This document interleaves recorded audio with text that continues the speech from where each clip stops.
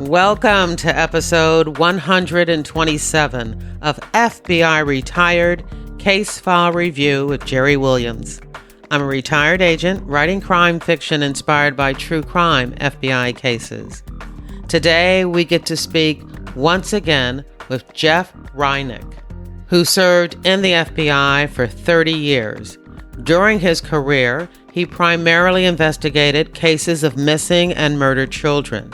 And in this episode, part 2, Jeff continues his review of how he obtained a confession from serial killer Cary Stayner, who was responsible for the brutal slayings of 2 women and 2 teenage girls, known as the Yosemite Park Murders.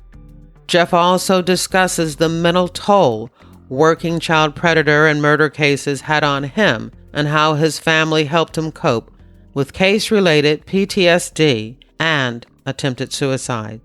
Jeff Rinek is the author of In the Name of the Children, an FBI agent's relentless pursuit of the nation's worst predators. His personal account of child predator and murder investigations, with each chapter dedicated to the victims, including a chapter for his wife and sons. I want to thank all of you who reached out to me this week to let me know how much this episode meant to you and how brave you thought Jeff Rinek was to share his story with us. As I said last week, this interview was definitely one of my most challenging. I wanted to make sure that I asked the right questions and said the right things. I want to give you a warning right up front that part 2 is very disturbing. I usually don't include such graphic details, but I kept it all in this time because I really wanted you to understand what Jeff saw, what Jeff experienced, the violent images that are in his head based on the experiences he encountered during his career. Before we get to the interview, I have just a few things to say. The first thing is, welcome to all of my new listeners who were introduced to the show by Esther Ludlow of Once Upon a Crime podcast. Once Upon a Crime is a top-rated true crime podcast where Esther dives into some of the most fascinating true crime cases told one chapter at a time. I was honored that she interviewed me on her show in a special Next Chapter segment where we talked about my career as an FBI agent, author, and podcaster. I hope my regular listeners will check out Once Upon a Crime the same way that Esther's audience has taken the time to check out FBI Retired Case File Review. And now that you're here, I want to invite you to join my reader team. Once a month, I send out a digest of podcast episodes so you have an easy access to look at the show notes for each episode and view the photos and newspaper articles. I share with you my crime fiction recommendations, and I update you on the FBI and books, TV, and movies, and of course, my own author journey. If you're not yet a member of my reader team, all you need to do is go to my website, jerrywilliams.com, and that's JERRI Williams.com, and sign up when you see the pop-up. When you join my reader team, you'll have access to my free FBI reading resource, books about the FBI written by the FBI agents who have been on this podcast. Currently, there are more than 40 books, crime fiction, true crime, and memoirs. Of course, Jeff's book, In the Name of the Children, is on the reading resource, as well as my books, Pay to Play and Greedy Givers, available at Amazon.com as ebooks and trade paperbacks and audiobook. And one last thing, please subscribe to FBI Retired Case File Review on Apple Podcasts, Spotify, Google Podcasts, or your favorite podcast app. Thank you. Now here's the show. Let me remind you where we were when we left off at the end of part 1. Jeff Rinek was sitting with Cary Stayner in the polygraph room at the Sacramento Division, waiting to find out if Cary, who had already confessed to the killing of naturalist Joey Armstrong, was going to confess to murdering Carol's son, Julie's son, and Silvina Peloso. Now, bear in mind that we still don't know he's the guy. He's claiming he's the guy, but there's two other guys locked up. I did ask him a couple questions at the outset that I was hoping would clear up whether he was or he wasn't the guy. One of the questions I asked him was, did you write a letter? And he said, yes. And I said, what was on that letter? And he gave me verbatim what was on the letter. We had fun with this one. And as soon as he said that, I believed that he was the guy. The one thing I'd like your listeners to understand is there's a lot of guys that go around who are associated with accomplishments like this. And I've been to them. I've been to the presentations, and they stand up there and they portray themselves as being in total control, having a total understanding of what needs to be done, logically thinking through their thoughts of what needs to happen next. For me, it's not like that. For me, I was scared to death. I didn't want to miss anything. What was in my mind were all these friends of mine that were up in Yosemite doing crime scenes, working, and here I was trying to do something that might help them and might bring them home. And if I didn't do it right, it would affect them. The greatest compliment I get, other than from the victims' families, is when other agents tell me how much it meant to them that I was able to get the confession because of what they had experienced or seen or were in the middle of. And the fact that it was going to end, it was going to be over. This was it. It was done. It had been going on for 7 months, and it was going to end. So I don't want people to think that, I knew exactly what I was doing. I knew exactly what I was going to say. I was doing the best I could, but I was also scared. I didn't want to mess up. Wow, thank you for telling us that, because I think that's something people don't understand. You're thinking to yourself, if I mess this up, do anything that could make this confession be thrown out, and he is the one who did it, and the evidence there is there to prove it, but because of something you did during that confession, the confession is thrown out. You're right. You're exactly right. And one of the things that happened during the confession is, as he was talking about the items of evidence that he was handling and exposed to, I asked him if he would take us to where this evidence is located and he would help us retrieve it. And he agreed to do that. And the day after the confession, we went to Joey Armstrong's cabin and he demonstrated what he had done on me. And then we spent the rest of the day with him taking us to locations where there was evidence and recovering the actual evidence he used in the crime. So by the time it was over, everything was a daisy chain from the confession. But at least if I had messed up or done something wrong, there'd still be an opportunity to try and save it. That makes sense. Absolutely. When I see so many guys on TV and when you watch all the shows, everybody, they know exactly. I knew what I was doing and I knew what I had to accomplish. And I was thinking I need to get the elements of the crime and I want to understand what he did. But there's not that comfort level, or, you're pretty nervous and worried and wanting not to miss anything. And then at the same time, worried you're going to say something that's going to shut them down. One of the things that happened after the interview was over was when I left the interview room, I'm not going to say who, but there was a person, an administrative person, that intercepted me coming out of the room. And he looked at me like I was a monster because I knew what the monster would do.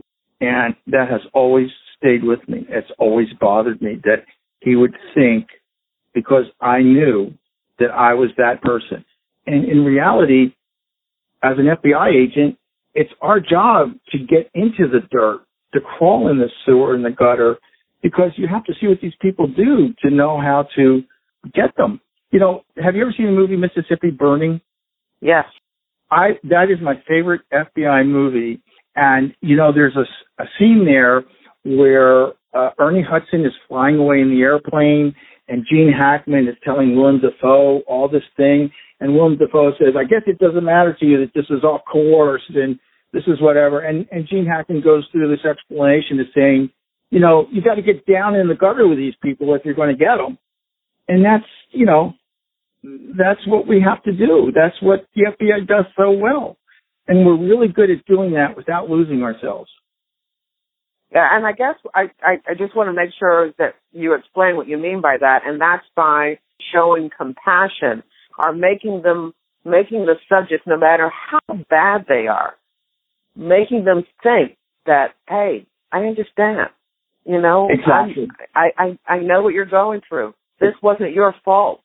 Exactly. And for me, it's not an interview tactic. It's what when I interviewed a kid one time, and what I did with him was I said to him, you know, in the lead up to talking about the crime, and I was trying to get to know him, I said, if you could have anything in the world, what would you want? And his answer was, I would want someone to love me, and I would want to have someone to love. How does that not affect you? And so that told me that this kid that had committed a murder, that he had other things going in his life. And in my opinion, you know, he might have had some mental illness issues. But it also told me that he wanted to have someone, he wanted to be with someone. So I don't judge. Just not cut and dry. It's not like it is on TV and then you go home and play ball with your kids, you know. It's not like that for me. Wow. I don't want people to think I'm just trying to sell your book, and we are going to talk about some of this, but there's so much in your book as you tell these different cases, these different stories about different people, that you hear that. And we got to finish this case because it's important, and I want to give respect to the other three victims that we want to talk about, but I can't wait to talk to you about the emotional toll that this has taken on you, others that work these matters, and your family. So let's continue. Okay. So I show him the missing person picture, ask him if that's what they look like, and he said yes. And what he said is that on February 14th, he was at a woman's house that he called his girlfriend. Ironically, his girlfriend had two daughters that were around 8 and 10, right in his fantasy age category. And he said that he went over there that day to carry out his fantasy. He says it by saying, those were my real intended victims. But while he was there, a neighbor from a nearby house came down and was hanging around, so he couldn't do it. So he says he goes back to the Cedar Lodge, and because he got himself all worked up to do this, he was still worked up. He went to try and calm himself down to the jacuzzi, you know, at the Cedar Lodge, but the jacuzzi was dirty, and therefore he couldn't do it there. And then he said even the swimming pool was dirty. He actually serviced the jacuzzi and the swimming pool, and then when he took the keys, the master keys, he acted like he was putting them back, but he did not. And then he said he went for a walk in the parking lot. He had noticed that, I forget what, he actually knew the actual room number. I think it was 177. I'm not 100% sure, though. He had noticed that in that room, there were 4 young girls, and he was really watching them. So he was watching incoming tourists as potential victims. And he saw that these young girls had a guy with them, so that kind of eliminated them from his consideration.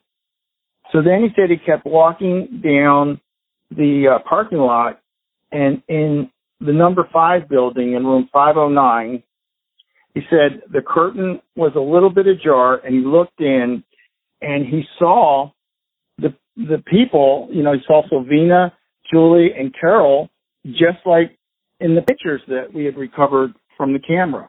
And he knew that this was good. It was a good spot because it was pretty secluded. It was bad weather, you know, nobody could see him out there. And so he went back to his room at the Cedar Lodge. He got his kit. And then he went back out to where the number 5 building was. And he says that he went to all of the rooms around Carol's son's room, and he used the master key to enter. And he was knocking on the door. He was announcing in all these rooms that he was looking for a leak. Can I come in? He would act as if he was being let in. He would walk around in, and he'd come back out and close the door. I asked him, why were you doing this? And his answer was that he wanted to desensitize them so when he knocked on their door, they would not think it was out of the ordinary. Eventually, he got to their door. He knocks on the door, and the door is just slightly open with, I think the chain was left on. It was not in a situation where he could gain entry. So he announced to Carol, we're looking for a water leak. I need to get in and look for it. I need you to let me in. And Carol refused to let him in. And he could see from previously looking in on the curtain and from at the door that they were all in their bedclothes. They were watching Jerry Maguire on the television. They had rented a movie. And so Carol closed the door and knocks again, the second time. And again, he announces he's with the management. There's a leak that's been reported. He needs to come in and determine where the leak is. Will they please let him in? Carol, once again, refuses to let him in. Then the third time, he knocks on the door. And this time he says, all right, I'm going to go get the manager. And please pack up your stuff. We're going to move you to another room. And upon hearing this, Carol let him in to look for the leak. He says that he went to the bathroom, he pretended looking for the leak, and then when he came out of the bathroom, he was armed with his .22 caliber revolver. And when they saw the revolver, he announced to them that he wasn't there to hurt them, he was desperate for money, and he needed their car, and then he would leave. And I think I want to note at this point that he prepared for a year to commit these crimes. And he knew, part of his preparation, to not reveal to the victim what his true intentions were, that if he gave them hope that it would be over, if they cooperated, that they'd be more compliant. And that's why he would misstate his intention. So he said to them, just cooperate with me and I'll be gone. So he tied them all up. He took Julie and Sylvina into the bathroom, left them in there, closed the door, came out, put Carol on the bed. He got on top of her back, and with the rope that we had seen at the crime, that was his rope, and used the rope to strangle her. He commented that it took so much strength and took so long to strangle her that he felt that he had done nerve damage to the ends of his hands because it was so difficult. But he could tell that she was dead because she was no longer moving. I think he described blood dripping from her nose. And then he says when he knew she was dead, he took her and he opened up the back hatch or the trunk of the car. He took her out to the car. He said he put her in and then he pushed her up as tight as he could push her. And I said, why'd you do that? He said, because I knew there'd be more. So then he leaves Carol. Wow. He leaves Carol out in the car. I know, it's hard to hear. Yeah, it is. He leaves Carol in the car and he goes back in, and now he brings the girls out. He cuts off their clothes and the bindings that he had put on them. And he tries to initiate with them sexual activity. Now, he's not capable of gaining an erection. So he wants them to interact with each other and to interact with him. He takes a nutrient or supplement called Yohimbe. He says that helps him sometimes, but that Sylvina did not understand English, was unwilling to participate, and he also noted that she was having her menstrual cycle, which he says was a turnoff to him. So he takes Sylvina into the bathroom and strangles her in the bathtub. And then he comes back out and he describes that he's having sex with Julie. And he begins to believe, and he's emotional about Julie because he wants to believe that she's beginning to love him and that he's beginning to love her. What? That is just so warped. Warped, yes, but it's also a reflection of a person who's needy. Yeah, I guess that's true. And I guess my question is, and I'm listening to this, and I don't know how I'm feeling about this guy. I'm getting a look in his mind that I never really considered before. He thinks this is okay. This is something that he needs. This is something that is natural to him. In my opinion, and it's just my opinion because there's one of the things that always bothers me, Jerry, is that I don't have educational qualifications. I'm not a psychology major or a psychiatrist or psychologist. I'm just me. And I don't know why it is I understand or think I understand. I mean, people might disagree with me. But in my opinion, he is realizing his perceived need to have an intimate relationship with a woman. And because he's doing it with so much dominance and no ability on the part of the victim to resist or indicate anything other, he wants to believe in his mind that she loves him. And I think the thought in his mind that she loves him is what he is searching for, what he wants, what he needs. It's just my opinion. I'm not saying it's right. I'm just giving you from my heart. Well, this is also the same thing that we hear when it comes to pedophiles. They truly believe that they're in love with this 5-year-old kid that they're molesting, and that the 5-year-old kid is in love with them and wants it and likes it, and it's so foreign. But I think if you work in this area, then I guess it is necessary that you understand their thoughts and their motivation. I'd rather just lock them up.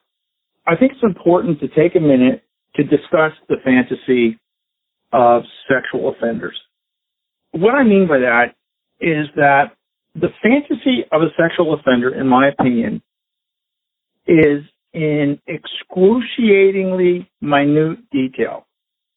As an example, you have children. I've been married. I've been with my wife for 36 years. And I know that when I started going out with my wife and we had a big date coming up, I would spend the day working out, getting my muscles as big as I could, getting my stomach as in as I could.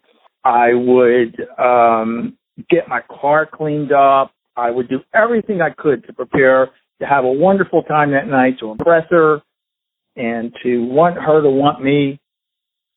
But with a sex offender, their fantasy takes that only as an outline, and they live in the second. Their fantasy exists by second, by minute.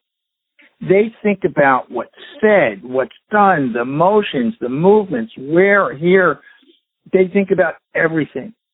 And if their fantasy is not met, then their experience is not as fulfilling as it could be. For instance, if I was going to win the lottery, I'd think, all right, I'm going to pay off all my bills. I'm going to do this. I'm going to do that. And we think about, okay, I'm going to go out and buy a car. Well, a sex offender is going to think, I'm going to get this car with those tires, those wheels, that color, this option, that is into the nth degree of detail that you can imagine. So when Cary Stayner talks about having a fantasy, in my opinion, in his mind, he has got it down to the actual acts, what happens. And in my opinion, from talking to him, in his mind, he's going to be sexually functional. And that's how his fantasy will conclude. And because he realizes that the partner he's doing this with could never be his real partner, his fantasy includes killing them. Because they don't play out the fantasy the way he wants them to? They kill him because that is the blueprint of the fantasy. That's how the story ends in this fantasy. In his fantasy, yes. That's my opinion. And I want to stress, this is my opinion. I'm not saying this is fact. Everybody's welcome to believe and accept what they want. I've done so many confessions where this holds true that I believe what I believe because I've been told by so many. I believe you. I mean, I can see it. I've never really looked at it, allowed my mind to move into their rationalization before. You know, think of it this way. A guy who works for an intelligence and they're doing a dead drop, whatever, they have to sit down and concentrate on detail. They have to work down to the greatest degree they can the detail. But they have to work at it. They have to devote themselves, commit to thinking about them and working it out like a math problem. A sex offender, it all exists in his head because it's all he thinks about. That's why so many of them are hard to catch. Now, when you have such an intricately planned event and you've thought of everything or try to think of everything, yeah, it would be difficult for someone to be caught, someone to be stopped. And I guess that's why you have serial killers that have killed over and over again. You know, I have to say, I don't like serial killers. It's to me, it's something that people, I don't want to use the word enjoy, but, you know, there's a lot of true crime podcasts that concentrate on serial killers. There's a whole genre of crime fiction of books just about serial killer murders.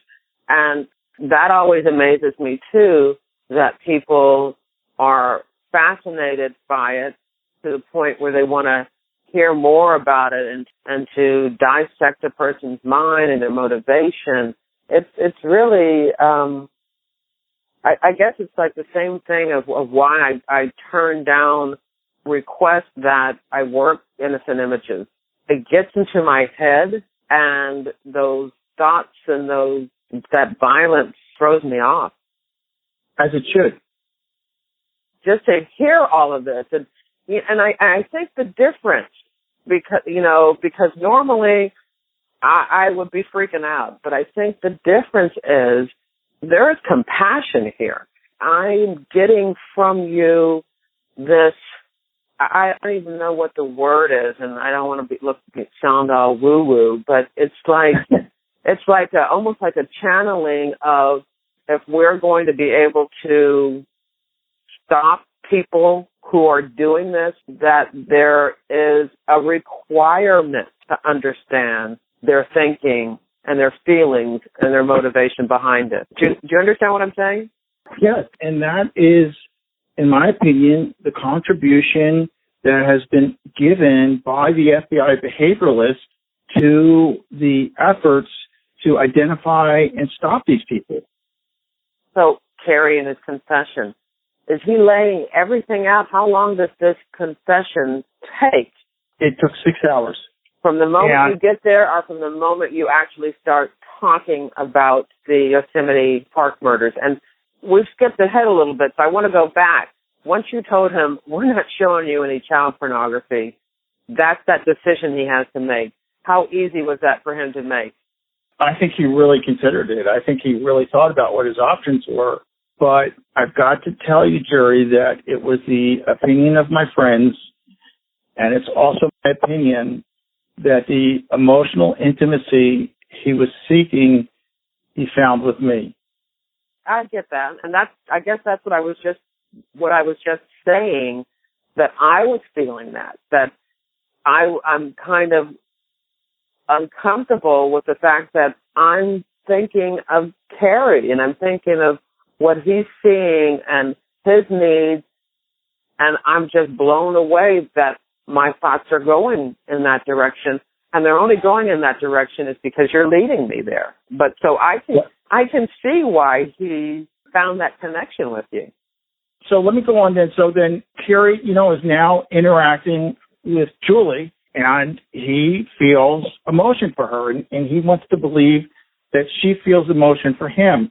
As this is going on, he hears this noise coming out of the bathroom that's distracting him. And this is a point in the interview where Cary and I became almost adversarial, because he describes it. He goes into the bathroom and he sees that the noise he's hearing is Sylvina breathing in and out through her nose while her mouth is duct taped. And he says to me, she's dead, but it's a reptilian reflex. And I was unwilling to accept that. And I said to him, she was breathing in, she was breathing out. He said, yes. And I said, would you agree that if she's breathing in and breathing out, she's alive? And he reluctantly said, yes. What did you do then? I got another piece of duct tape and I put it over her nose. And then I left to go out and continue what I was doing. This scene, in my mind, it gives me nightmares, daymares, because in my mind, Jerry, I think Sylvina regained consciousness. And I keep seeing in my mind him putting the duct tape over my nose. And it plays out over and over and over. I always see it. I don't know if she was conscious, but I believe she was. And that's where he comes close to being a psychopathic, because he could do that and be unmoved by the heinous action that it is. They could simply calmly walk in there and put a piece of tape on her nose because it's irritating him to hear her breathing, and then go back out and continue what he was doing. That sits with me.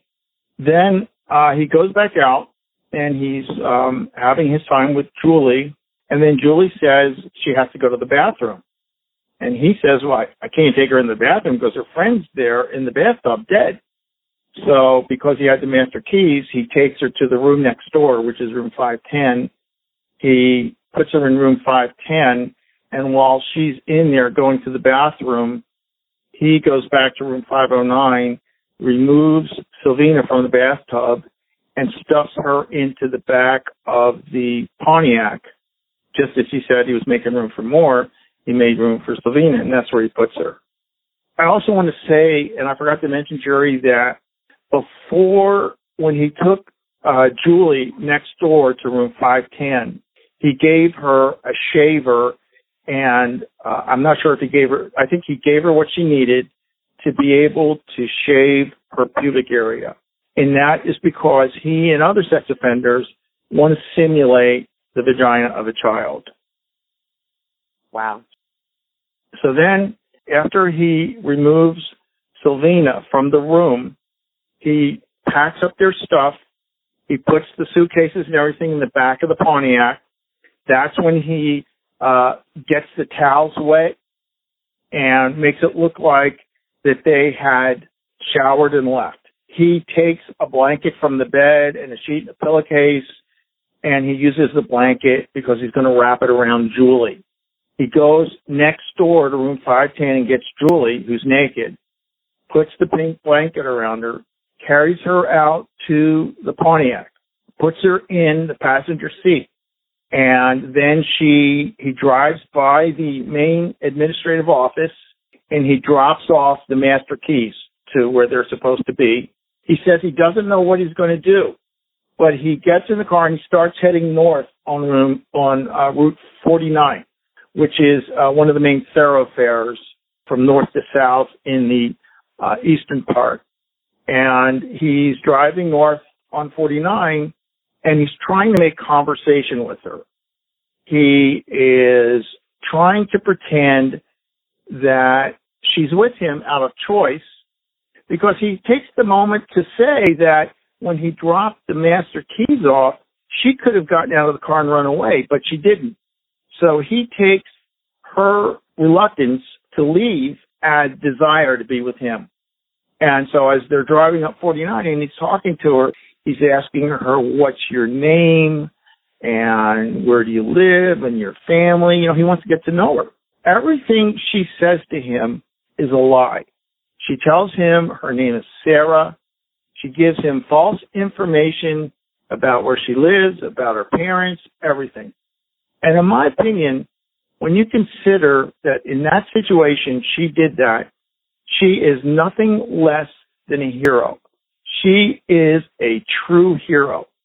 When she was tested and had to act, she not only provided false information, but she cooperated with him because she didn't know where her mother or her friend was. And she did what she did, trying to ensure that they would survive, not knowing that they were in the back of the car dead. As they proceeded up 49, he says to her that he loves her, and he's thinking about, can he keep her? He wants to keep her. But he realizes that he can't. He has to get rid of the car. He has to get rid of Julie. He has to get rid of everything. So as he's driving north on Route 49, that's where he pulls into the Don Pedro Reservoir where the dog found Julie's body. And he describes that Julie's naked and barefooted, so he carried her into the brush. And I asked him, how did you carry her? And he demonstrates how a husband carries a bride over the threshold. And he carries her, he lays out the blanket. He says they continue having sex on the blanket, which is very hard for me to accept because it's like 40 degrees and she's naked. So it's hard to understand that she's comfortable. During this time, he's telling her that he loves her. He wishes there was some way that they could work out and be together, that when he took control of her and her mother and friend, that there were no bullets in the gun. He wants to believe any way he can make it that she's with him out of choice. And he said, as he's with her on the blanket and they're having this sexual contact, he realizes the sun is coming up and he needs to do what he's got to do. So he sits her up on her knees and he comes in from behind her with the knife and he cuts her throat. But he does not cut with efficiency or effect. And basically, she's there still on her knees, and she makes a motion for him to see where she takes her hand and puts it into the shape of a gun and holds it against her head. She's asking him to shoot her. During the description of this, he emotionally breaks down and starts crying. He says he goes up to her again and he tells her, he doesn't have any bullets. And then he takes his knife and he cuts her throat again. And this time he steps back and watches her bleed out. As she falls, she eventually falls over and dies. He says he then rolls her body down to be covered by brush. And he doesn't say it, but from the crime scenes, it's my opinion that he posed her. And he then comes back up to the spot they were at, and he says he looked out over the reservoir with the rising sun and just was amazed with the beauty of the scene. He then goes back to the car. He strips the clothes off of Carol and Sylvina. He ends up throwing them into a dumpster. We never recovered them. He says then he gets in the car and he continues driving north on Route 49. And he gets to the area near Sonora, which is, I think it's about 80 miles away. I'm not 100% sure of that. And he looks for a place where he can put the car. And he finds kind of like a pullout from the road by a small housing community. And he puts the car in there and locks the car up. And with the $200 he got from Carol, he flags a cab because he missed the bus. And he has a cab drive him to the Yosemite Lodge, which is right down the road from the Cedar Lodge, and he gets off there. The cab driver had never reported the fare because she tried to keep the $100, but when they put out a call for that cab driver, she did come forward. And then he says he goes back to the Cedar Lodge, to his room, and he just is exhausted and gets some sleep. And then he gets his International Scout. And out there, they always carry extra gasoline in their cars in case they run out. He drives back up to the vehicle where he parked it up in the Long Barn, Miwok area. And he spreads gasoline all over the car, deliberately leaves the rear passenger side door open. And he says, he scratches in the hood of the car, "We had fun with Sarah," or "We have Sarah," something like that. Whatever it was he scratched into the hood, when we learned of it, we sent the hood back to the FBI laboratory, and the laboratory was able, through their metallurgists, to find the scratchings that were consistent with what he said.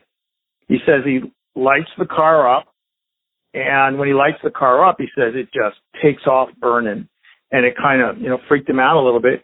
And because the burning was so intense, the wires for the horn shorted out, and the horn went off, and the horn was going off for a while. But he just left, got into a Scout.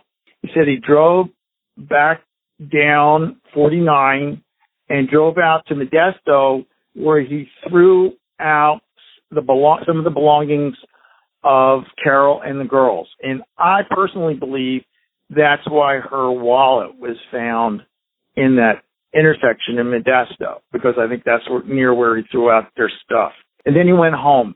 And because he had watched the Learning Channel and the Discovery Channel, and he learned about Unabomb and trace evidence and writing and indented writing and all these things, he shaved his body for 2 weeks so there'd be no trace evidence to recover from him, and he left from the Cedar Lodge. And after about 2 weeks from watching the news, he saw that it was all right for him to come back because he saw that the FBI was not looking for him. So then he came back, and it was bothering him that Julie was laying out in the wilderness. And he wrote the letter, "We had fun with this one," and he created indented writing. So just for your listeners, when you write on a tablet of paper, you're also making an indent into the paper behind the paper you're writing on, and that's called indented writing. And a lot of times when you examine that indentation writing underneath where the page that the note was written on, you can get clues from it. And in this case, the clues showed a Hispanic shopping list, Hispanic names, and it appeared that who had ever written the note, "We had fun with this one," was a Hispanic person. He did that deliberately, and then he went and he found a small Hispanic boy coming out of a restaurant, and he told the boy that he needed the boy's saliva for a paternity test because he didn't want to be flagged as the father, and that he would pay the boy $5 for his saliva. So the boy spit into a cup for him. He gave him the $5, and then he used that saliva to seal the envelope that he mailed to the FBI, knowing that the envelope would be checked for the DNA on the saliva that sealed it, knowing that the indented writing would be checked, and that based on the indented writing and the saliva, it was a clear indication that the person responsible might have been a Hispanic person. The FBI laboratory, when they did the analysis on the seal of the envelope of the letter, commented that whoever licked the envelope didn't just lick it, but they slobbered on it. There was such an abundance of saliva where the flap was licked. And of course, we know that was from him dipping his glove. Then he said that he sent the letter and he just waited, and then realized at some point that he was good to go. Very calculated guy. After the confession, I went home to my wife that night to try and figure out how I would tell his family the next day. I know you're going to ask me about that, so I'll skip over that for now. But then after meeting with his family in the morning, I went to Joey's cabin, and there I met John and Ken and Cary. And the four of us together spent the day doing evidence retrieval based on Cary's directions. And because of him, we were able to retrieve Joey Armstrong's the duct tape and her watch stuck to the duct tape that he used to bind her. We were able to recover the knife he used to kill her. He directed us to where he left the pink blanket he had wrapped around Julie, and we recovered that. And then he took us to where he had killed Julie and pointed to where he had thrown that duct tape and the knife. So eventually, not only do we have his confession, but all the evidence he mentioned was recovered. So based on the fact that you had this confession, you had all of this evidence, please tell me that he pled guilty. No, actually what happened was, because there was a murder in the park, which is federal, and we had the murders in Mariposa County, which was state, there was controversy over whether who would prosecute him first. The feds wanted to prosecute him because they would get the death penalty for him more quickly. But Joey Armstrong's mother, Leslie, did not believe in the death penalty and agreed to let him to plead guilty federally for life without the possibility of parole. With the state, they wanted the death penalty for Carol, Julie, and Sylvina. And so that went through a full death penalty trial and penalty phase, and he was sentenced to death. And you said you did testify in that state trial. Yes, I testified in the state trial. I was on the stand for about 7 days. The cross-examination on me by the defense attorneys was brutal.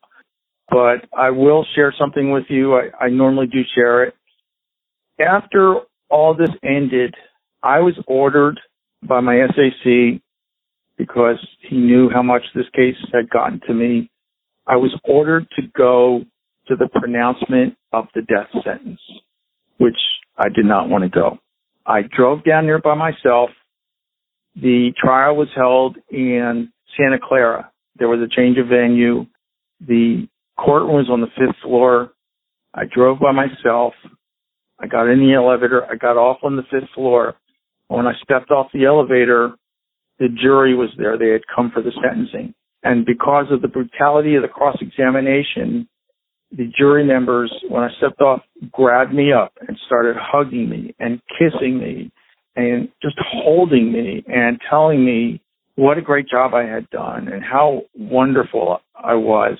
And then the Stayners saw me with the jury, and I had gone down and I'd spent several hours with the Stayners to prepare them. And they came over and were hugging me and kissing me and thanking me. And their relatives were telling me, had I not gone down there and done what I've done, it's very likely they would have taken their own lives. His relatives were so distraught that they were considering taking their own lives based on this? The relatives told me that Cary's parents, Delbert and Kay, were so distraught that I had not gone down there and spent the time with his parents that I did, that his parents would have taken their lives. Because of the fact they had this one son that these terrible things had been done to, and now they had another son who was actually doing those type of things. Too much for them. Yes. And then the victims' families came over to me, and I was in the middle of the jury, the victims, and the Stayners all at once. And everybody was so close to each other that I overheard the Stayners apologize to the victims' families for what their son had done. It was, for me, more than I could bear. I just didn't know what to think, because what did the Stayners think because the victims were hugging me? What did the victims think because the Stayners were hugging me? It was just too much for me. It was the hardest emotional moment I had in my career. And what did that look like? I mean, were you crying? Were you shaking? Extreme depression and anxiety. Went into the courtroom. I sat by myself. The judge is named Thomas C. Hastings, He was the same judge that sentenced Richard Allen Davis on the Polly Klaus case. And as he was pronouncing the death sentence, he lost his composure, went back to chambers, regained his composure, came out, and sentenced Cary to death. And then I immediately left, went to my car, and drove home. And this is where I think we're going to get the most value from this case review. I will tell you this. I'm very uncomfortable with some of the graphic details. I'm going to leave this part right here in the interview because I want listeners to know that I'm grappling with some of the graphic details, that you shared with us because of the same thing that you're talking about. I mean, there are going to be some people who are going to listen to this and be able to handle it, and there's going to be some people who are not going to be able to handle it, who are going to have nightmares. I will tell you, I might have a nightmare tonight. So I'm going to have to decide what I'm going to leave because these cases, for some people, and I'll see if you agree, can help you learn how to safeguard yourself in the future. So there's so many good lessons that we can learn from reviewing these type of cases. But these cases could also make people more fearful, more depressed. And I think one of the things that we need to talk about, I'm going to let you just tell us about the ramifications of you working this case. But one of the things that I think is so important for this story is the fact that your father ran a funeral home. You were used to being around dead bodies growing up. You were in there in the embalming room. He wanted you help with the family business. He wanted you to take over the family business. So, you were somebody who was used to being around death, being around people who had to deal with the loss of their loved ones. And not everybody dies because, they were sick and died. There are people who die of horrific death, and you were around that. So where does that fit in all of this? And the fact that this case took you to a low, low, low point in your life. I remember growing up, and my dad wasn't around very much. Every time the phone would ring, it would be a family calling for my father because he had such a good way of helping people through these hard times. I was fascinated by death in the sense of the stories that they told. I was always interested in the story behind the death. I was never interested in being a funeral director or an embalmer. That just was not for me. But I did have this fascination with the stories. And I was in awe of my father for how he helped people. But at the same time, my father, in doing that, always chose those families. He chose to be with those families instead of being with us. He was never around. When I was growing up, very rarely did my dad ever show up at my stuff. And when he did, it was such a surprise and a treat, but invariably he'd be on the phone and have to go. So I wouldn't say that I grew up with my dad being close to me. After I became an FBI agent, and that was like 1978, in 1979, my dad was diagnosed with lung cancer. And I just decided he was my dad, and I wanted to be close to him for his last years. And in those last 2 years, I got to know my dad better than I had in all the previous years. And what I realized is he was a great guy. I loved him, and I was proud of him, and I was really proud of how people were with him. So when these things started happening with me, I felt that in a way I was honoring, in my way, my father for what he had done in his way. And that sense of helping people felt really good. And I've got to say that when our oldest son was sick and Lori and I were dealing with this, the doctors, the nurses, people that we came into were so generous and so caring and meant so much to us that I, and Lori too, had developed this mission in life to try and mean as much to others as these people had meant to us.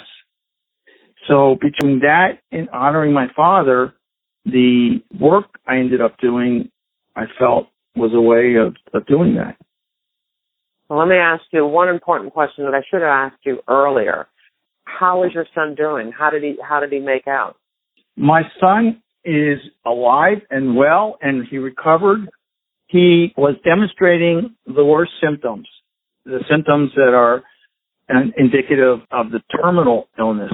But they ended up doing a biopsy on his kidney, and when they examined the biopsy, it was a little confusing because while he was showing the symptoms of the worst of the strains, the biopsy indicating he had the least damaging of the strains. The thing they had to do was figure out a way to get him out of this relapse. What happened is they usually prescribe prednisone in huge doses, but for my son it stopped working. And so they ended up telling us about an experimental course of chemotherapy, a drug called chlorambucil. And I signed all the permissions so that if my son didn't survive, my wife wouldn't feel that she had anything to do with it. And it was a 12-week course, but after 5 weeks, he was exposed to chicken pox. But the 5 weeks turned out to be long enough, and it took him about 2 years to regain his normal physical composure because the edema had swollen him up so bad. But that after a couple of years, he was okay.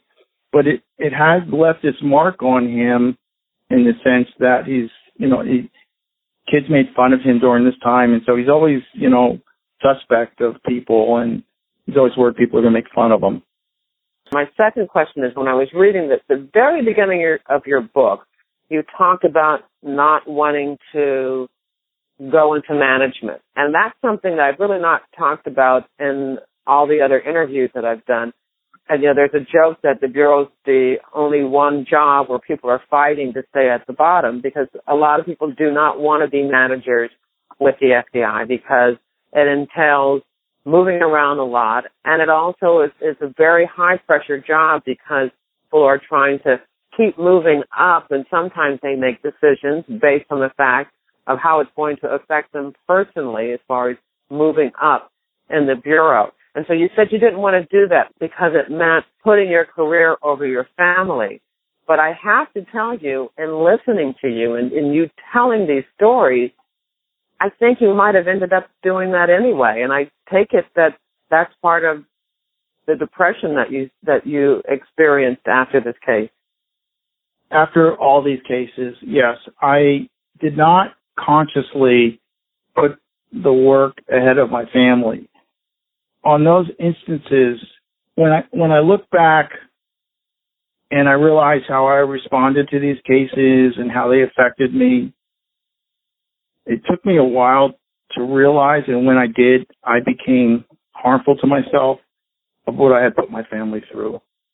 Not only had I not chosen for my family, but I had harmed them, and that was too much to live with. One of the things throughout your discussion is you've over and over again have mentioned your wife and discussing things with her and making decisions about, work actions that you talk with her about it. So it sounds like she was right in this with you, supporting you and being understanding. Yes. And one of the things that happened to me after the Stayner confession, I had a pretty hostile work environment. And to escape, I went ahead and got knee replacements because from the years of running and working out, my knees were pretty well shot. And I literally did the knee replacements as an escape. And when I did my right knee replacement 5 months later, I got a staph infection that nearly killed me. And we didn't know it at the time, but when I got that staph infection, I was for a short time in a coma, and it damaged the ability of my pituitary gland. It took 6 years to figure it out, but during those 6 years, I had no cortisol, which is, the fight or flight thing, and I had no testosterone, which means, not only I was worthless to my wife and to everybody else. During that 6 years, the doctors theorized because of the trauma of the cases that it had depressed the function of my immune system. And for those 6 years, I was very ill emotionally. I was suicidal. I got to the point where I was thinking about when I would be at a crime scene with a dead child or a dead body, I feel that they were lucky because it was over for them. They didn't have to go through it. And I started, feeling that way. And there were actually two incidences. One time, my wife and I were arguing, and she just said out of anger, you don't really want to hurt yourself, and I don't believe you. And I took the weapon and I put it upside my head, and I was so close. And what stopped me was that I could see her face go to pure horror. It just shocked me. And she's never gotten over it to this day. It sits with us all the time. At some point after that, we also had an argument over money. Money's tight, money's always tight. And there was an issue over money. And again, I had this feeling that I was done. And I told Lori and my sons, I told Lori, you call 911 and tell them I'll be at the bottom of the hill because I kept my weapons in the car. And it took them about 5 seconds to figure out what I was doing. And there was this mad rush to the bureau car, me trying to get in and them trying to keep me out. It went on for about 30 minutes, and they prevailed. I couldn't get to the car. Lori called my friend Chris Campion and Chris Hopkins, and the next day Chris Campion came down and was going to take me up to live with him, but I didn't have the strength to leave my family, as ironic as that sounds.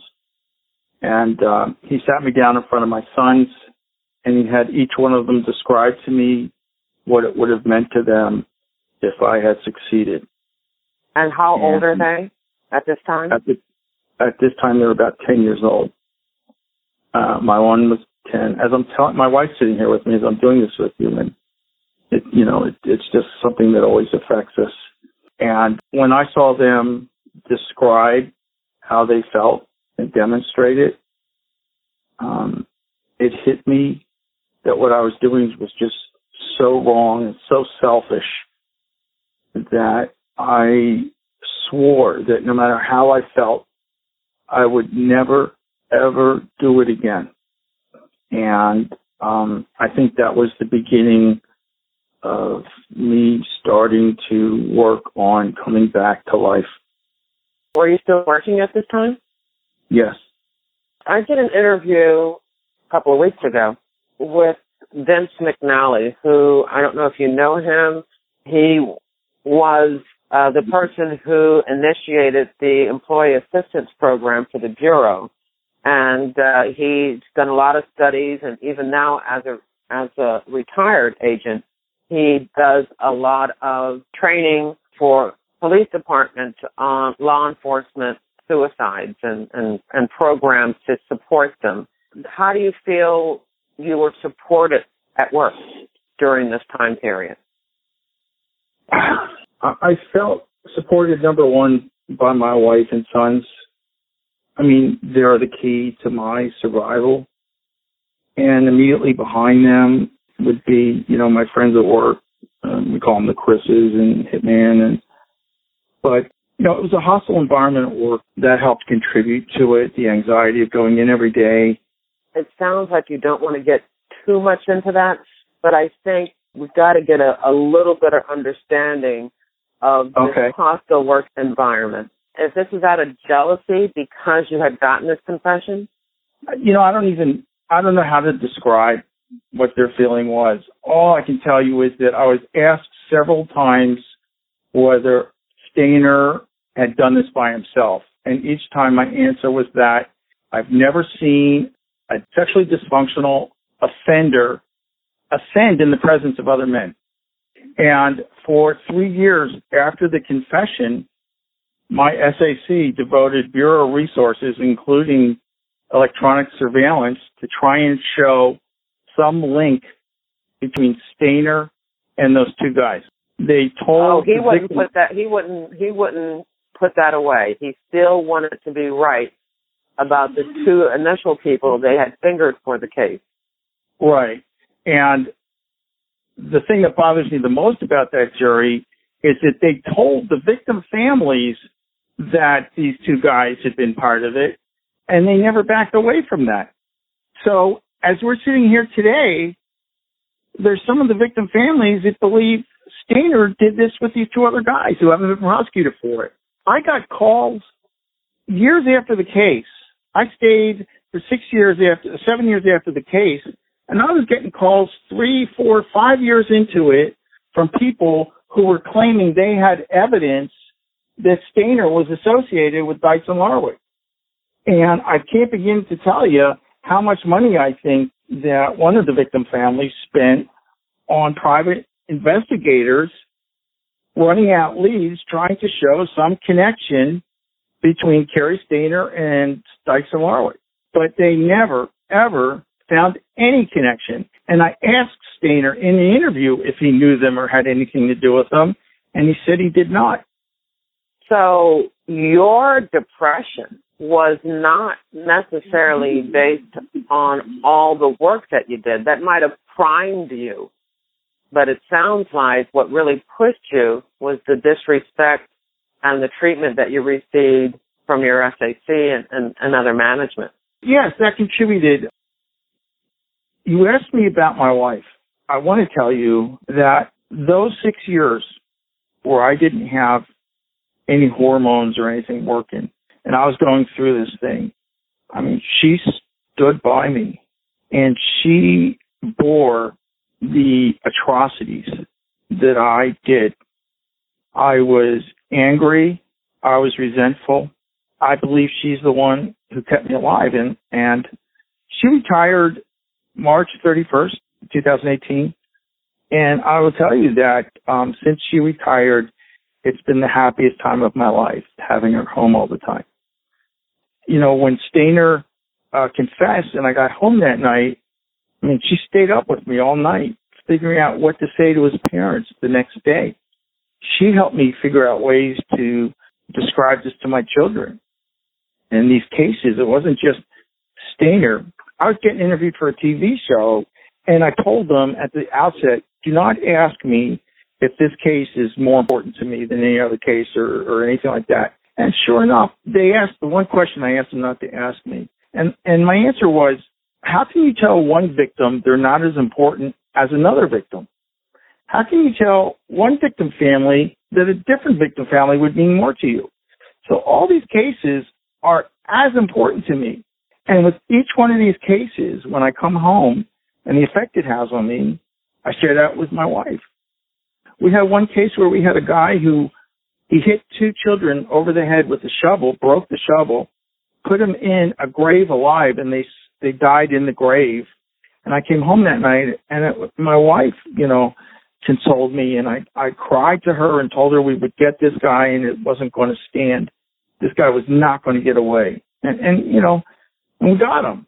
We got him. And so, in a cumulative sense, she's been affected because she's the one I go to with all this. In 2005, we got a new SAC in our office. His name was Jeff Rinek. What happened to the old one? The one that was giving you all the hassle? He and the ASAC were removed by the inspectors. I think it's important to dwell on when you say the people at the office. When I left home and I wasn't with Lori and I'd go into the office, it was the people in the office that sustained me while I was at the office. As bad as some of this stuff was, that's how good some of the people were with me. And I don't want it to be lost that the FBI, the majority of the FBI, the overwhelming majority of the FBI are good people. And as far as the work goes, they are the reason I was able to do what we did it together. I didn't do it myself. I've been at crime scenes and seen other agents get down on their hands and knees in the mud looking for evidence. I I was at a crime scene where we went into a house, and the house was such a health risk, and the agents and the support people were all in there going through this. I eventually got to the point where I said, that's it, we're done. Everybody leave, because it was too much of a risk to them. I don't want people to lose sight of the fact of the majority of these people care, are hardworking. In the work sense, they sustained me. So as much as people want to hear about the controversial stuff and the things that were done to me by a few people, it's the majority of people that I associate. When I think back to the FBI, I think about those people. I think about when we were getting ready to do the raids on Larwick and Dykes, I remember seeing a friend of mine, and we thought this was going to be the answer. We were like, this is it, we're going to get them. When we both said hello to each other, we had tears in our eyes because we thought that we were going to resolve this. And that's how much people care. I'm not alone in that regard. In 2005, we got a new SAC named Drew Perini, and he called me in his office because Director Mueller was changing the priorities of the FBI away from working crimes against children. And he was asking me about crimes against children, and I went on. I gave him these long explanations of how I thought we helped and how we brought resources that meant the difference. And Jerry, he looked at me and he said to me, how are you doing? First time, I start crying. And I said, I don't know how I'm doing. I said, I'm not sure. And I think I've harmed my family.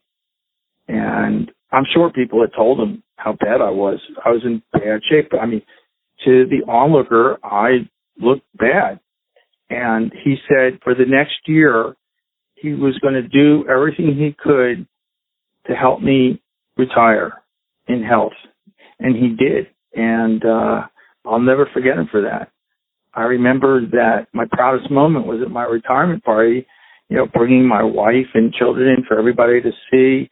And then, half the people at my retirement party were from outside the Bureau, which, they're all local state law enforcement. It made me so proud. And so I left on great terms. What kind of things that he did to help you leave on a high note? He wanted me to go to a PTSD counselor down in the LA area.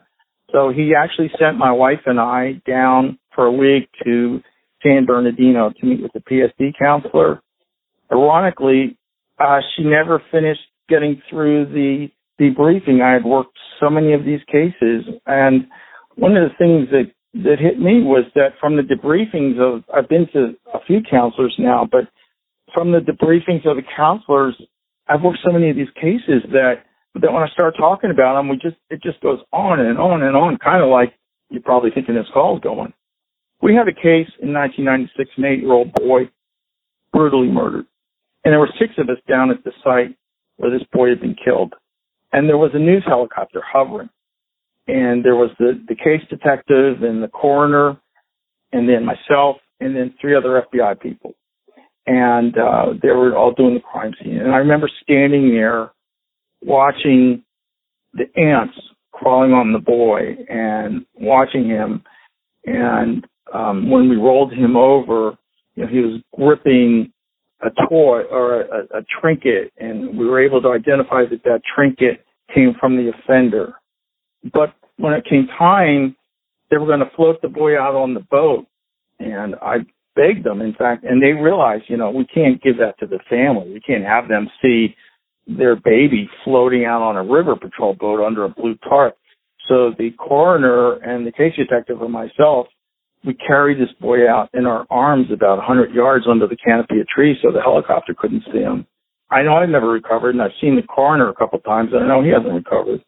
And the case detective, I'm not sure if he did any more of these cases after that. What we've done one thing, and that is to assume that everybody knew what you meant by PTSD. And it really is an acronym that has become well known. But I want to make sure that if there are people out there, they know that we're talking about post-traumatic stress syndrome. Yes. What are some of the things that you think that law enforcement, not just the FBI, but law enforcement can do to make sure that people who are working these cases, because I told you from the beginning, I would never even think about working these cases. I would be definitely somebody who would be traumatized I'm traumatized right now by doing this interview, and I don't mean to say that lightly. I don't want to minimize. I just know that I could not handle this. So what are some of the things that you felt should have been done or could have been done that would have enabled you not to feel the effects of post-traumatic stress syndrome from working these type of cases? Well, I think the first thing I need to say is I don't think there are a lot of people that have done what I've done. So I don't know that in my case you can point to a failure of the system. I think as far as what I've done, I might be an aberration. But what would have helped me is the ability to know that I should have shared with my wife earlier, that I should have shared with people how I felt, how it was getting to me, what my feelings were. Instead, in law enforcement, we kind of acknowledge things through innuendo. One of the guys I really respect, when I came back from a crime scene, the simple fact that he acknowledged how bad the crime scene was, I kind of walked off to myself and just let loose in the bathroom. I think knowing that you're not alone in feeling the way you feel. One of the goals of the book is not just to tell the story, but for other guys that are out there that have worked what I've worked or been exposed to what I've been exposed, know that it's not abnormal for them to feel the way they feel and that they need to talk about it and not let themselves go down the road that I went down. And it wasn't until I completely opened up to Lori that I actually started feeling better. When we took my oldest son to go to college, for instance, he wanted to go to college 5 hours away from home, which I begged him not to do. And when we took him, coming back, I had an emotional breakdown. I had an emotional breakdown while we were down there and driving back. And every mile we drove on the way back was another mile away from him, and I couldn't take it. It was eating me up. And I didn't really share it as much as I should have. I should have shared why I felt the way I did. I've been to a crime scene where a wonderful boy was killed by his two best friends, brutally killed by his two best friends. So I would come home and I didn't want my sons going out with their friends. I didn't want them going on sleepovers. I had their school buses stop to check if they were on there. If I didn't know where they were, they hadn't checked in, I'd go crazy. There was one morning where I was away from home and my son was downloading on, internet on the telephone line and I couldn't get through. So the next morning at 6 a.m., I had the local law enforcement to our house come in and do a welfare check. So they came in and went to my house, guns drawn, doing a welfare check through my family. These are things that could have been avoided if I had understood what I was experiencing. And I think that's what's very important at this point in the interview, to make sure that your message is getting out there, that we're not being voyeuristic, that there is value in telling your story. I feel inadequate, so I want you to help me make sure that I'm doing that. Well, you are, and that was a mission. People talk how open I am and how much I try and reveal, and that is my way of trying to show others what's happened to me, and that if I can be strong enough to talk about it and acknowledge it, then hopefully they'll understand that not only are they not feeling anything that's abnormal, but that it can help them to do that. So I think part of my openness is trying to tell others that I feel a sense of comfort by being open about it. It makes me feel better. And I guess that's because it got to the point because you were doing just the opposite. You weren't sharing. No, I was sharing, but I was sharing through anger and angry deed. And I was having a loss of my ability to control my anger. One of the ways that it presents in me is that things will trigger me into being emotionally depressed. And so now when that happens, I tell Lori, and she helps me get through it. It's never going to go away. I have nightmares almost every night. I'm just going to ask this question because you're being open and frank, and I just want to know, is that too much for Lori? Well, that's one of the reasons I wrote the book. It's funny, Jerry. My wife, Lori, and my sons wanted me to write something to leave behind for them, to try and explain all this so they would understand. And when I did that, they wanted me to see if a literary agent would be interested. So I learned how to do a book proposal, and I sent it out to a bunch of literary agents, and I got like 13 responses. And I took these responses and I put them away, and I lied to Lori and I said that there was no interest.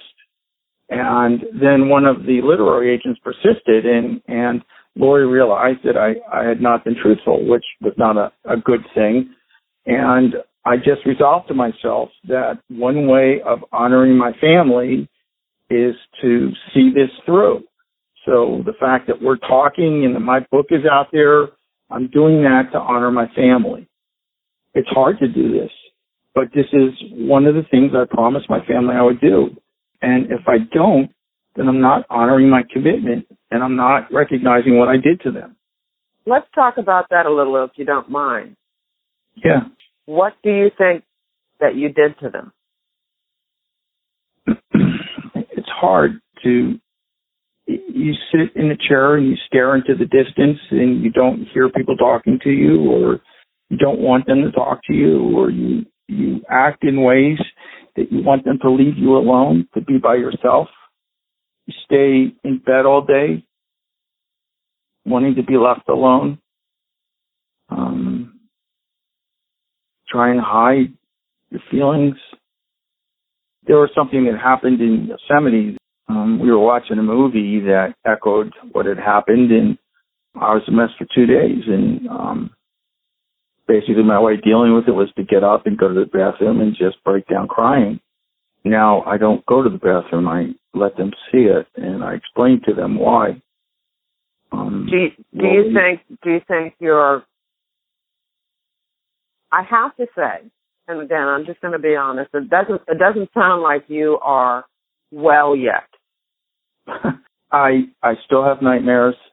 Last week I was talking to a friend from the office, and I broke down emotionally, and I couldn't talk to her for a while.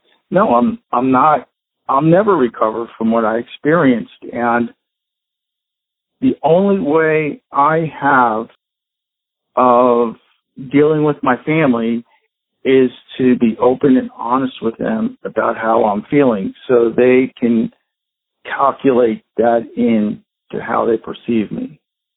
And I would also think that one thing that's also very important, that when you are sharing this, that people are willing to listen, that they're not like, oh, we better not talk about that, or, oh, I don't want to hear this, or should you be telling me this?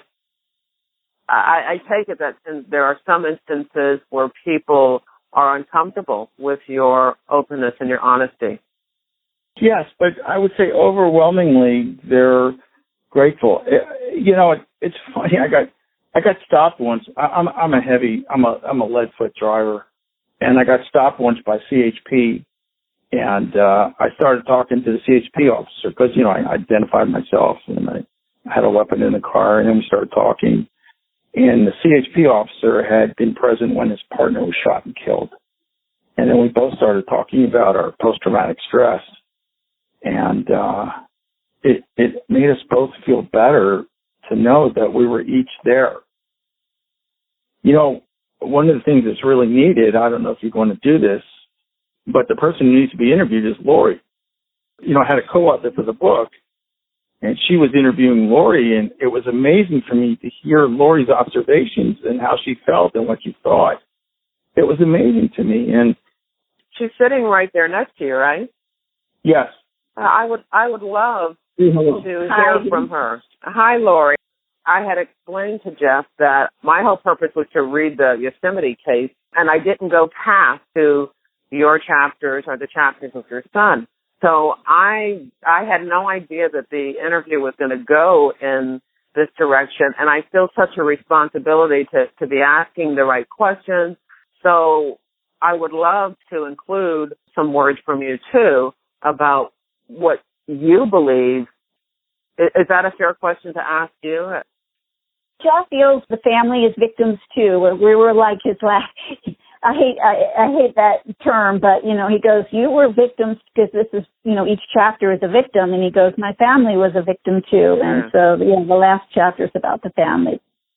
Right. So you saw all of this happening to Jeff. Were there things that you felt that people in the office could have been doing to help you help him? I think their first job is to help him. And it's the whole law enforcement perspective of, you've got to be strong, you can't have emotion. And that, I think that's really prevalent in a lot of the different law enforcement agencies. I mean, you see it, it's kind of a macho form of a workplace. And that, I think, is the real difficulty there. I've been with Jeff for like 36 years now, and his whole, most of his career with the FBI. And we used to kind of joke about, some of the FBI agents that we said had the for reals. They wouldn't tell their family anything. They kept everything quiet. And Jeff was never that way. I mean, I don't know whether that's good to mention or not, but he told us everything. Yes, I mean, when we got to Sacramento and the crime scenes were so difficult, he shared a lot with me, but there's still a lot, as he mentioned, that he didn't tell me. But I think it's the whole aspect of law enforcement and not realizing that people can be affected by PTSD other than things like war. So I think the first thing is law enforcement needs to realize that their employees that work some of these cases, they need to ask how they're doing. Just like his SAC, Drew Perenni. I mean, that was when he called Jeff into his office. I mean, Jeff actually broke down because it was the first time any SAC had ever said to him, "How are you doing?" And it was that simple. 3 words. How are you doing? And he, 4 words, like Jeff said, he wasn't able to complete the sessions because she couldn't even get to every case that he had gone through. But that's what I think's needed. And then, secondly, trying to maybe help the families deal with it. But I think by dealing with the law enforcement officers themselves and then dealing with the family, I think that's what's needed. And I don't think there is a lot of that. Well, that is a shame. So let me ask a question. How are you both doing? Oh, we're both doing much better. I mean, when Jeff went through his really difficult time, part of that hormone issue was he almost died and his pituitary stopped working. So that led to the decrease in hormones. But our anxiety and stress can also do that. So he had a really bad, incident of his pituitary completely stopped working. But anxiety and stress can affect the cortisol levels, the testosterone levels, and testosterone also can affect depression, anxiety if you don't have enough testosterone. So it's not just the sexual aspect, but it deals with anxiety and depression. He actually went on hormone treatment and things got much, much better. But that doesn't stop the nightmares of the cases, that he's worked. He's still, the most recent surgery, he came out of surgery and they gave him some medication to help. And it put him into unbelievable nightmares of all the cases. He was just running through the cases. It was just unbelievable. So they're still locked in there. He's doing much better now. We're doing better, but I don't know that it will ever go away. I don't. It's in his memory. It comes out at certain times. It sounded like you really wanted him to write this book, and you really wanted him to be able to share his story with the public. Could you tell us a little bit more about that and why you thought it would be beneficial?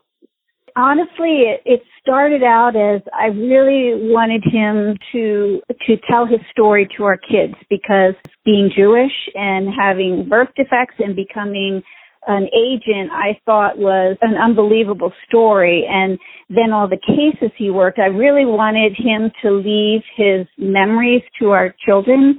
And once he wrote that, and it was so heartfelt, we just thought that maybe it would be helpful for others to hear about what he's gone through. And he does have PTSD, and we're hoping that, we're sure there's many other people out there and in the law enforcement area, job-wise, that have this, and actually hoping that it could help other people that may be going through this and not feel so alone, and maybe help other people to open up more. I think that somebody who's going through this really needs to open up. They need to talk. Just keeping it inside is just very, very harmful. Do you believe that in him taking the time to actually write these stories, to really look at what happened in a chronological order, how he felt, what was going on, do you believe that it's helped, that it's helpful? That's a really difficult question. He's feeling a lot of anxiety. I'm not sure that it helped. Oh boy, that's so difficult to answer. I just see the anxiety that he has about it, and he's reminding me that just he doesn't like attention. He doesn't like being the center of attention, and he is worried about what the book will bring as far as that's concerned. But we have talked about the fact that we hope this, and I hope he speaks to this, that we do hope that others that are suffering from the trauma of working these type of cases, or anything that has totally traumatized them, that they seek openness with their families, and that they perhaps seek some type of help. I can understand that. And I could also understand his anxiety, because this has been, we've been talking for over 4 hours. It's been absolutely emotional for me to listen to this story. I would imagine that there's going to be a lot of people who will want to hear this story, because his honesty, his transparency is absolutely amazing. And people are going to want to hear that. Yeah. I smiled because Jeff said that's what he learned from me, to, be open about it, and, to say what his feelings are. And I agree. I hope that that's the case. We've given the manuscript to a number of different people, and we've actually gotten that comment back, to read about a law enforcement officer, not just the day-to-day, case things, but to actually hear the emotional, personal part of what the toll these cases take on them, is a very different perspective than what they've seen in a lot of other books. No doubt about that. For someone to say, I'm human, I have failure, to share your vulnerability is something that is, like I said, I'm sitting here, kind of blown away with the honesty and the rawness of this interview. The personal aspect of all this is definitely, it's important. It's so out there and out front, and people just sometimes don't realize it. I can't emphasize enough, I guess because my background is biology and I have a master's in physiology, but the whole issue of anxiety and depression and relating to hormone levels is so important. And people just don't realize how stress and anxiety can, affect your hormones. We had no idea for 6 years that Jeff had literally zero cortisol and testosterone. And it's unbelievable what that does to a person and how he acts and his thoughts. It would be so good to make people aware that, when you go through trauma and things, that affects your body, and it can affect how your body reacts. And I just don't think people sometimes get that mind-body connection and how important it is. When I started realizing what this stuff was doing to me, I think of an incident where we had a little girl that died accidentally in a rice silo, and her friends were afraid, so they reported her as being abducted. But when we did find her in the rice silo, they sent a bunch of new agents out, as they do, to help. And I got all the new agents together, and I told them, look, has anybody here never seen a dead body before, or a dead body that died a violent death? And nobody said anything, but individually people started coming up to me, and I made sure that I talked to each one of them about what to expect and how it would be. And I can't begin to tell you how many people would come to me to talk about how they were feeling, because they knew that I would not only accept it, but try and help them. Whereas, there's so many people in the job that want to be these ego, nothing bothers them type guys. And those, unfortunately, are the type of people who, when they have that gun to their head, they pull the trigger. Yes, exactly. They reach the point where they do pull the trigger, right, because they can't live with the struggle. And luckily for me, I feel that Lori brought me back from the brink. I feel that my friends at work kind of enabled her to do that, and they supported her in bringing me back. And I think that the openness that you hear and my willingness to share so much, that reflects my desire to try and help other people. I get it. I absolutely get it. First of all, I just want to thank you for your honesty. And there's so much more in your book. And so I just want to make sure that I say the name again. In the Name of the Children, an FBI agent's relentless pursuit of the nation's worst predators. And for those who'd like to hear more about your story, then they need to get the book. Jeff and Lori, I really appreciate your honesty, your openness, your transparency. You're willing to tell your story so that others who are in similar pain don't feel that they're alone. One of the things that I do on this show is I make sure to give my guests the last word. So what would you like to say?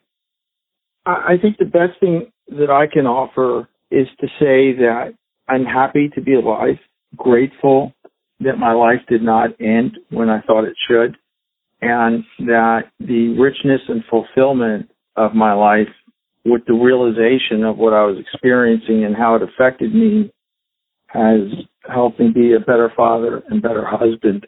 And while I realize the pain and anguish I caused my family, I think they appreciate that they were more important to me. I came to the commitment to deal with these issues with my family instead of simply choosing to end my life and leave theirs. And that's the end of the interview. I continue to be blown away at Jeff Rinek's honesty, transparency, and his bravery. At jerrywilliams.com, you'll find a photo of Jeff Rinek. You'll find the original wanted flyer seeking information about Carol, Julie, and Sylvania.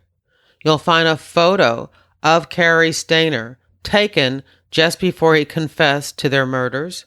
There are several newspaper articles about the case and a direct link to Jeff's book, In the Name of the Children, an FBI agent's relentless pursuit of the nation's worst predators. I hope you'll share this episode with your friends, family, and associates. And please subscribe to FBI Retired Case File Review on Apple Podcasts, Spotify, Google Podcasts, or your favorite podcast app. I don't have a crime fiction recommendation for you this week. I'll have one for you next week. But in the meantime, if you're looking for a good book to read, I hope you'll pick up a copy of my FBI crime novels, Pay to Play, about a female FBI agent investigating corruption in the Philadelphia strip club industry, and Greedy Givers, where she investigates a con man running a charity Ponzi scheme. Both novels are available at Amazon.com. This episode was sponsored by FBIRetired.com, the only online directory made available to the general public featuring retired FBI agents and analysts interested in showcasing their skills to secure business opportunities. I want to thank you for listening, and I hope you come back again for another episode of FBI Retired Case File Review with Jerry Williams. Thank you.